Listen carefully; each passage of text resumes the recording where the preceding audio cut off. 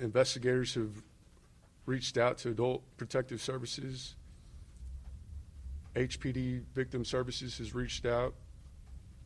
We've also connected Rudy with Victim Services to ensure that he has a method to recover. Now, based on Rudy's interview, there were no reports of sexual abuse reported. If there is a disclosure made, we will continue to investigate. Currently, the investigation is active, and there are new leads coming in. We'll continue to follow those leads. We do take all allegations seriously, and any new information or facts that we receive will be investigated. Thank you, Lieutenant. One question at a time, please. Test. Good. Thank you, Lieutenant. Buenos días y gracias a todos por estar aquí. Antes de hablar sobre el caso involucrando a la persona desaparecida Rudy Farias, vamos a hablar un poquito sobre un asunto que ha aparecido en las noticias, que es referente a las cámaras montadas en el tablero de los vehículos policíacos. Queremos avisarles que de todos los vehículos que tenemos en nuestra flota, no todos necesitan una cámara montada.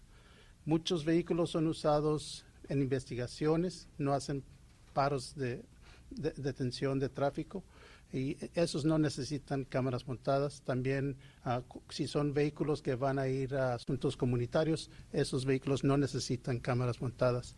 Lo que sí podemos decirles es que de los que sí necesitan cámaras montadas, el 50% de nuestros vehículos tienen esas cámaras, y estamos trabajando con el alcalde, que nos ha dado $2 millones para ponerle las cámaras al resto de nuestros vehículos.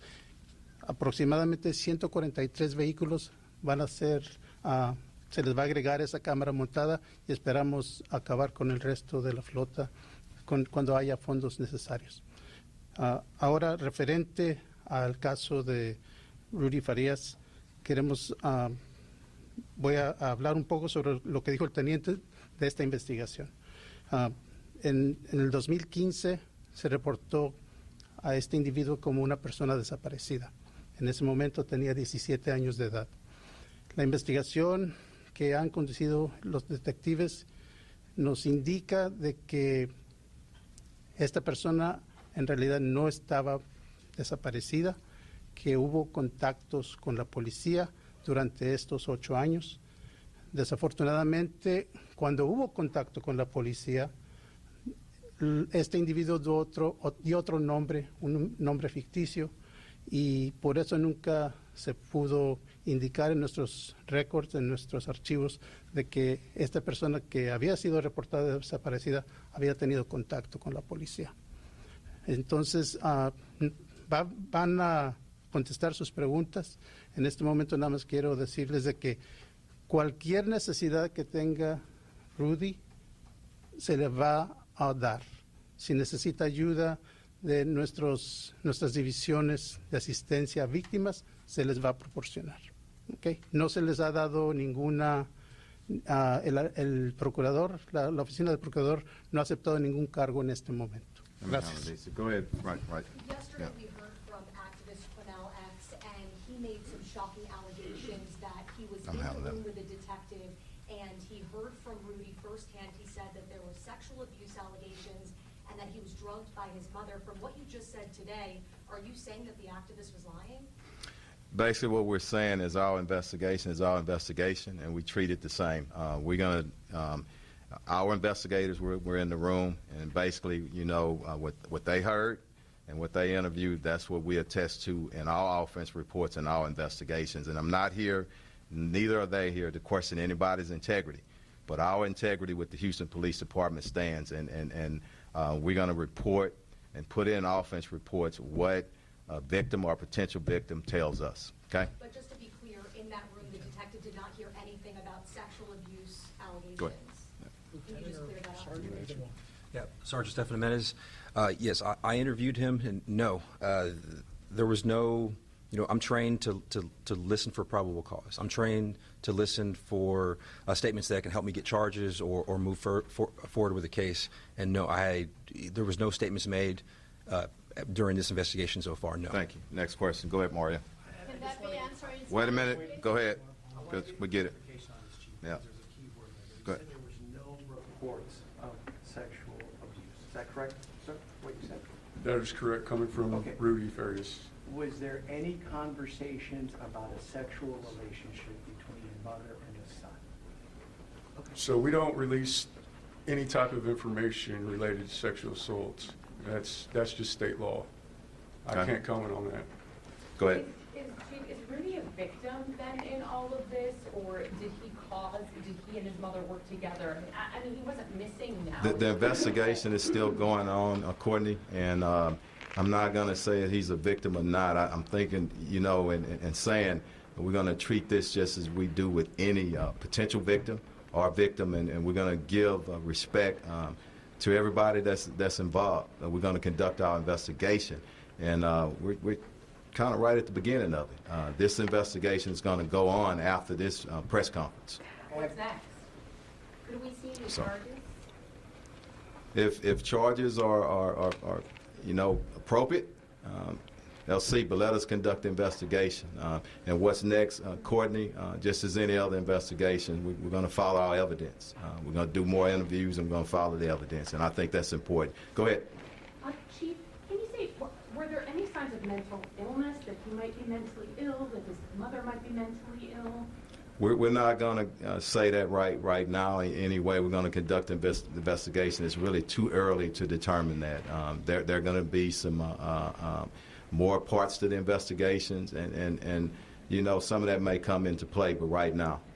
So just because there were some other allegations that he had been held prisoner, that he had been taken to Mexico, is there any indication that that was true, or was that like a delusion? Lieutenant? Yeah. Because that would have been kidnapping, right, or holding somebody against their will? We don't have any information to say there was any kind of kidnapping or anything like that right now. Okay. Have any search warrants been served at the house where he used to be, or he used to be? I think it's no search warrants. No, at the time he was reported missing 8 years ago, being missing is not a crime. So the detectives had no lawful means or probable cause to issue a search warrant for the residence, which was searched several times. We're going to work our way down, and we'll get back to you. Go ahead. Yes. On the dash cams, what is the timeline for installation for the new ones? There's no permanent timeline. As you can imagine, there's a cost to it, and there are some complications. And give you one just quick thing, a challenge. 200 of our vehicles are model 2014, are older. That's a challenge. I'm not, when we're up against a financial budget like we are, you got to pick and choose, and you got to prioritize some things. So, but as quickly as funding comes in, we're going to work to get in all of our patrol vehicles and those vehicles that come into contact with the public with dash cams. But I want people to realize one thing: 100% of our officers that's out there on the streets have body-worn cameras on, 100%. And we know for a fact that if you would choose dash cams, I'd love to have both systems, okay, 100%. But once you get out that car where most things happen in an interaction hand-to-hand, I want that body-worn camera. But as we get funding in, and as I said, the mayor is stepping up, and like he always does, but he can only do so much. This funding issue didn't start, and I'm going to say this, I stay away from politics, okay?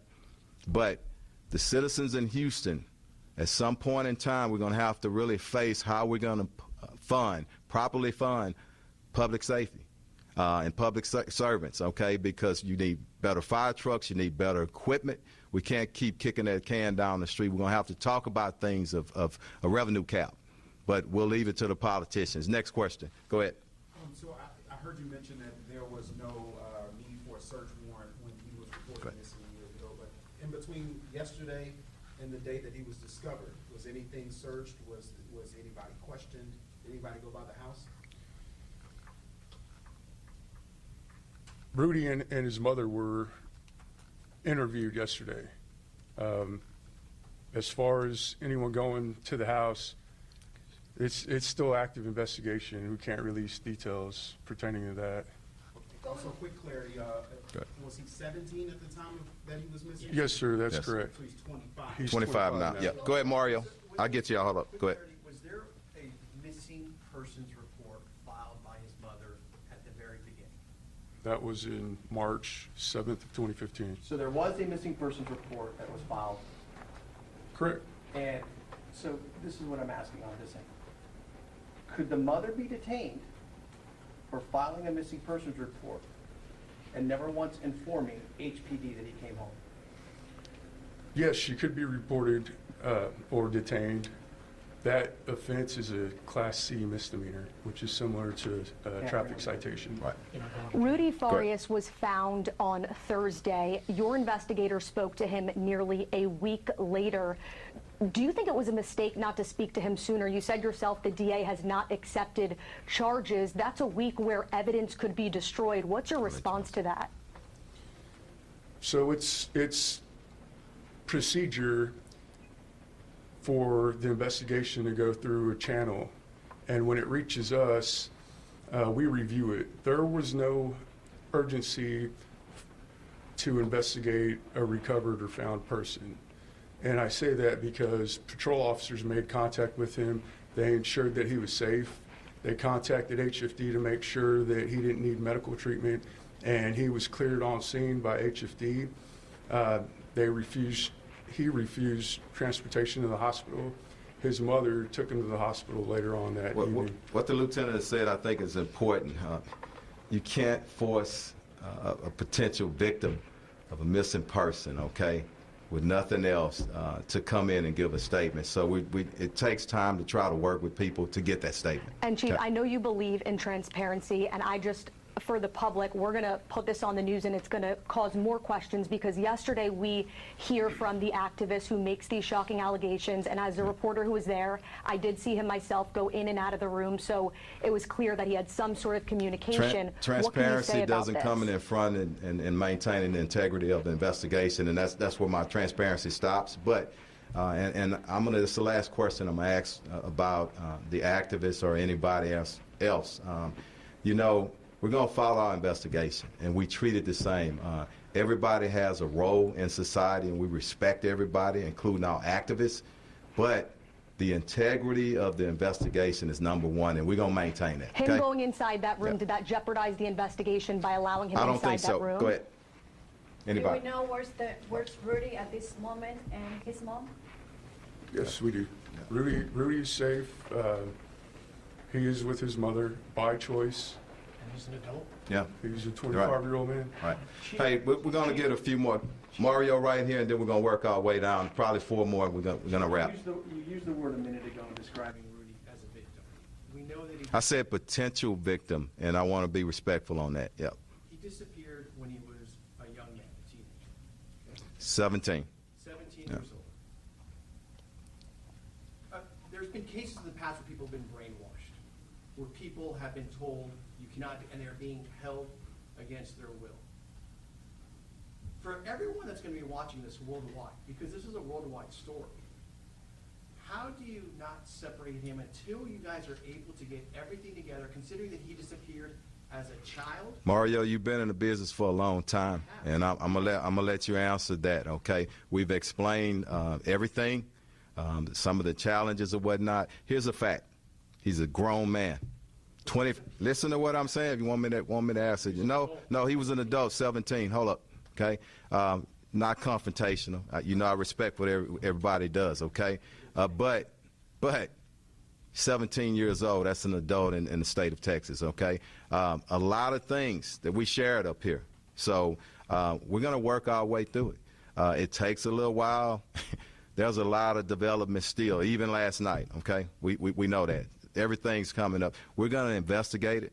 The integrity is going to stay in place. We're going to treat him the same as any other person that comes through that we're conducting an investigation on. I'm done with that part. Go ahead, Courtney. Detective, this might be a better question for the Go ahead.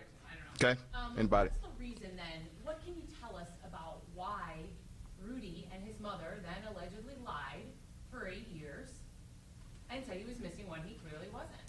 I can answer that though. I mean, to Yeah, protect, what's we can't predict motivation or whatnot. We could just try to, yeah, right, yeah. That they said, why go on living this life? But you know, during the interview and the particulars of it, it's active investigation, and we respect that, but it can't, yeah.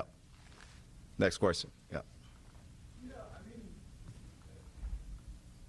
an 8-year investigation like that, how many resources does it take out of that?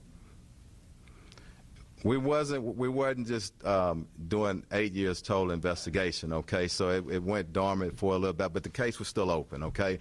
And I want to say this: until we find people, until we clear it, that's when it should be cleared. But if your question is, we expended some resources, absolutely, yes. You said that with the dashboard cameras, the age of some of the vehicles presents a challenge to installation. Is that what you meant? No, you're prioritizing, okay? We're in a budget that there are challenges, okay? And what I presented, and we'll side note this, okay, because it takes a little while to explain it. When you have challenges, people look at a $1 billion budget, okay? And everybody just, oh my God, HPD has a lot of money. 92% of that goes to salary and benefits, so it's not a whole lot of money. We have to pay our people, and we have to be competitive. The mayor just gave $7.2 million so we can get more cadets in. So there are a lot of challenges. And what I'm saying is, this didn't happen just in the mayor's administration. For years, you need so much amount, 14 million. I always talk about that, to properly replace vehicles in our fleet. But some years when things are just, you got a lot of stuff going on, okay? When you don't get that, it kicks it back and it makes it worse. We have an aging fleet. 50% of our vehicles, or a little bit more, are beyond the replacement life. And that's patrol vehicles, 100,000 miles, 5 years. Unmarked vehicles, 120,000 miles, 7 years, okay? So we have a very aging fleet and a lot of other problems. So we are prioritizing, and we're going to get there where we need to. But I'll side state. Go ahead. Yes. Because I know you said it's an ongoing investigation, but can you say whether that they did give some sort of explanation as to why they did this? Or no. You can't say it all? No, we're not going to say anything. Let me get you, and then I'm going to get you. You're going to be the last one. Go ahead. So I know that, why were HPD officers at the home this morning? And also, I know family members are concerned for Rudy's safety. Is there no concerns as far as the investigation? You guys want to talk about that call for service? We can. It's a call for service. Yeah. There was a burglary report last night at the house. Patrol responded, and we were alerted because it was a house of note, and it's been part of the investigation, and that is also now part of our investigation, what happened last night. You said in the beginning of this press conference that Rudy has made contact with patrol units at some point. Can you explain what that was, and does he face any charges for saying that he had false names? So it is a criminal offense to give false names when you're detained under arrest or you're making a Bally's report. There was an instance where he did that, him and his mother. At this time, though, the district attorney has declined to accept charges on that until our entire investigation has been complete. So you tried to charge him as well? The facts were presented to the district attorney.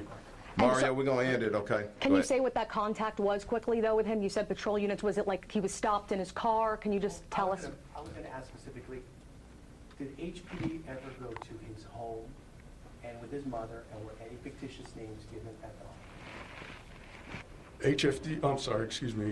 Investigators did go out to the home multiple times. They talked to various family members, relatives, friends, neighbors, and yes, they were given a fictitious name. So was there contact made with Rudy at his home? Let me close with this one thing, okay? Let me close with this, Mario. Look, we've been open as we can. It's not our first investigation, and everybody here understands what I'm saying about the integrity investigation. This is where we're going to end. We wanted to get up before a lot because this has come as not only a local, but a national, and some cases international, okay, because of everything that's going on. But it ends today, not our investigation, but as we get more information and when it's appropriate, we'll send out information, okay? So I want to thank everybody. I want to thank you for your patience, and thank y'all for what you do every day. Can you Yeah. clarify one thing Yeah. about the relationship between the mother That's and it. this? All right, thank y'all. Patrol, did you know Thank it's you. Rudy's father, Chief, by any chance, when you're on in the department? Can we just get the names of the officers? Yeah. Good job. Just the names. Yes, I want her to. Stephen Jimenez, Stephen Jimenez, Sergeant. Detective Brian Fort, Brian Fort. Detective Elena Claiborne, Elena Claiborne, Claburn. Lieutenant Christopher Zamora, Christopher, Zamora, Zamora. All the missing persons. Yes, sir. Thank you.